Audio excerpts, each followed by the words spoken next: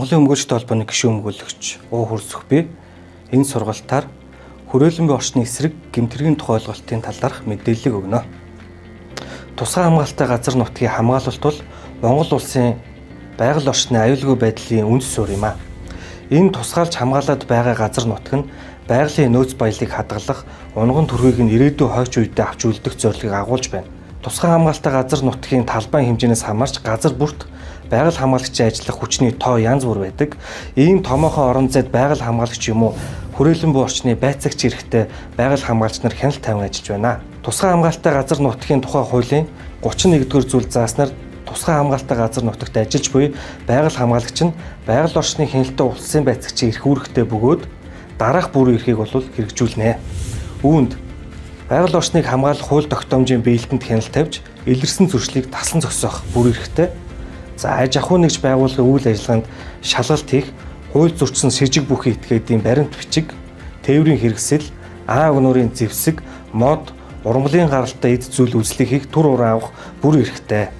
За мөн байгаль орчинд сөрөг нөлөө үзүүлж буй үйл ажиллагааг төр зогсоох, шаардлага тавих, хугацаатай даалгавар өгөх бүр эрхийг эдэлнэ.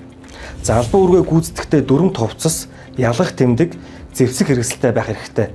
Тусгай хамгаалалттай газар нутаг дотор үйлдэгдэж буй аливаа зөрчил бол хүрээлэн буй орчны эсрэг гэмт хэрэгт бол хамаарна. За үүнд байгаль орчныг бохирдуулах, хууль бусаар ашигт малтмал хайх, ашиглах, олборлох, хууль бус ан, мод бэлтгэх, байгалийн ургамлыг бэлтгэх зэрэг үйлдэлүүдийг эргүү хуулийн 24-р бүлэгт заасан гэмт хэрэгээр зүйчилсэн шийдвэрлэдэг. Улсын хэмжээнд хүрээлэн байгаа орчны эсрэг гэмт хэргийн нөхцөл байдал түүнтэй холбоотой эрүүгийн хуулийн зарим заалтуудыг танилцуулж байна. Монгол улсад 2020 оноос 2025 хүртэлх хугацаанд хүрээлэн байгаа орчны эсрэг гэмт хэрэг өндөр түвшинд байна. Энэ зөвхөн байгаль орчныг сүйтгэж зогсохгүй, нийгэм эдийн засгийн аюулгүй байдалд бодит эрсдлийг бол үүсгэж байна. 2020 онд хүрээлэн байгаа орчны эсрэг гэмт хэрэг 622 гэмт хэрэг бүртгэгдсэн бол 2025 оны эхний 9 сарын байдлаар 282 хэрэг, 2024 онд 489 хэрэг бүртгэгдээд байна. Хэдийгээр бууралт ажиглагдж байгаа хэдий ч хууль бусаар мод бэлтгэх, ан агнах, гэмт хэргийн нийт хэргийн 70% бол эзэлж байна. Хууль бусаар ан агнах. Эрүүгийн тусгай ангийн 24/5 дахь зүйлд хууль бусаар ан агнах гэмт хэргийг дараах байдлаар тодорхойлсон байдаг. 1. Улсын тусгай хамгаалалттай газар нутагт зөвшөөрлөгөөр ан амтан агнасан, барьсан, эсвэл ховор амтныг тусгай зөвшөөрлөгөөр агнасан, барьсан, зориудаар тижээн гаршуулсан, үржүүлсэн, тэдгээрийн гаралтай түүхэн эдийг хадгалсан, худалдсан, худалдаа авсан, тээвэрлсэн, гадаад улсад гаргасан ховор амтны чихмэл эд эрэхт нь тэдгээрийн гаралтай түүхэн эдийг цуглуулга хийвэл 5400-өөс 27000 нэгжтэй тэмцэх хэмжээгээр торгох, эсвэл 1-5 жил хүртэлх хугацаагаар хорих ялтай. 2. Нэн ховор амтныг агнасан, барьсан, гаршуулсан, эсвэл амьдрах орчныг нь алдагдуулсан бол 100000-аас 40000 нэгжээр торгох, эсвэл 2-8 жил хүртэлх хорих ялтай. Эдгээр үйлдэлд ан агнуурын зөвшөөрлгүй байдал, хориотой арга хэрэгсэн байдал, тусгай хамгаалалттай бүсэд ан агнасан нөхцөл нь гэмт хэргийн гол шинжин юм. Хууль бусаар мод бэлтгэх. Мод бол байгаль орчны хамгийн чухал нөөцийн нэг. Гэвч жил бүр хууль бусаар мод бэлтгэл байгальд хийхэн хохирол учруулж байна. Эрүүгийн хуулийн 24-ийн 6 дугаар зүйл дараах байдлаар заасан байдаг. 1. Зөвшөөрлгүйгээр мод бэлтгэсэн, гарал үүслийн гэрчлэгээгүй мод, модон материалыг тээвэрлсэн, худалдаа авсан бол 450-аас 5400 нэгжтэй тэмцэх хэмжээгээр торгуулна.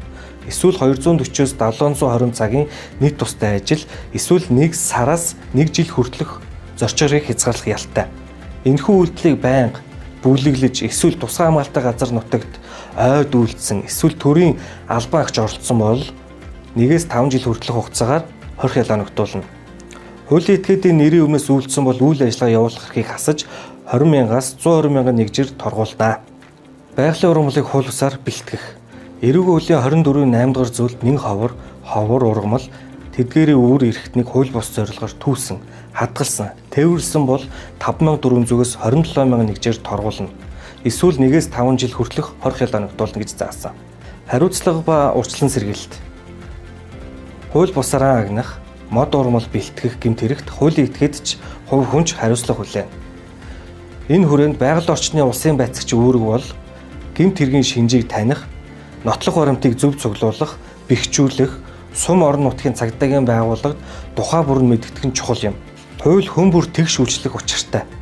Байгаль хамгаалагчийн үүрэг бол зөвхөн зөрчил илрүүлэх бус, урдчлан сэргийлэх, иргэдийг соён гэгэрүүлэх, орчны ажиглалтыг хийх шинжээч юм. Мөн хууль бус үйлдэлийг далсан зогсоох, нотлох баримтыг цаг алдалгүй зөв цуглуулах анхан шатны ажиглагч. Шинжлэгчдүүдийг цагдаагийн байгууллагад мэдэгдэх, шаардлагатай тохиолдолд тайлбар, мэдээлэл өгөх, хамтран ажиллах субъект болдог.